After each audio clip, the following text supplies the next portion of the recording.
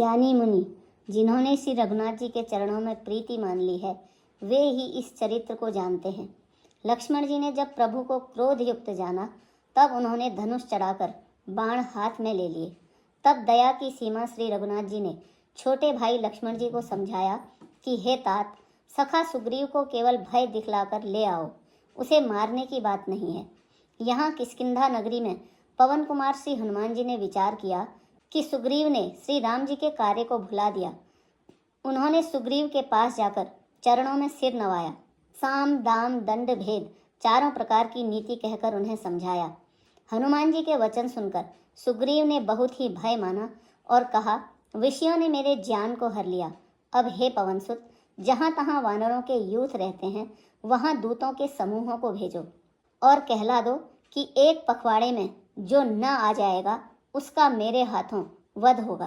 तब हनुमान जी ने दूतों को बुलाया और सबका बहुत सम्मान करके सबको भय, प्रीति और नीति दिखलाई। सब बंदर चरणों में सिर नवाकर चले। इसी समय लक्ष्मण जी नगर में आए। उनका क्रोध देखकर बंदर जहां तहां भागे। तदंतर लक्ष्मण जी ने धनुष चढ़ाकर कहा कि नगरी को जलाकर अभी राख कर दूंगा।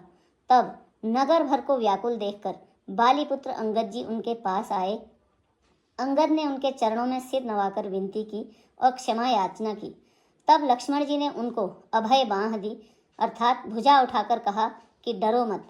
सुग्रीव ने अपने कानों से लक्ष्मण जी को क्रोध युक्त सुनकर भय से अत्यंत व्याकुल होकर कहा, हे हनुमान सुनो, तुम तारा को साथ ले जाकर विनती करके राजकुमार को समझाओ, समझा बुझाकर शांत करो।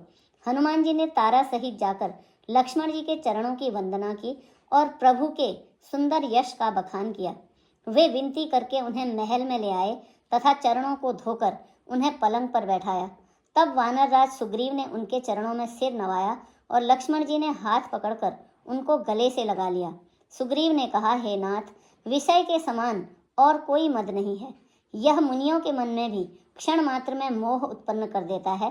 फिर मैं तो विषयी जीव ही ठहरा।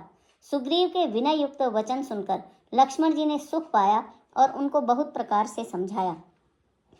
तब पवनसुत हनुमान जी ने जिस प्रकार सब दिशाओं में दूतों के समूह गए थे, वह सब हाल सुनाया। अंगद आदि वानरों को साथ लेकर और श्री राम जी के छोटे भाई लक्ष्मण जी को आगे करके सुग्रीव हर्षित होकर चले और जहाँ रघुनाथ जी थे वहाँ आए।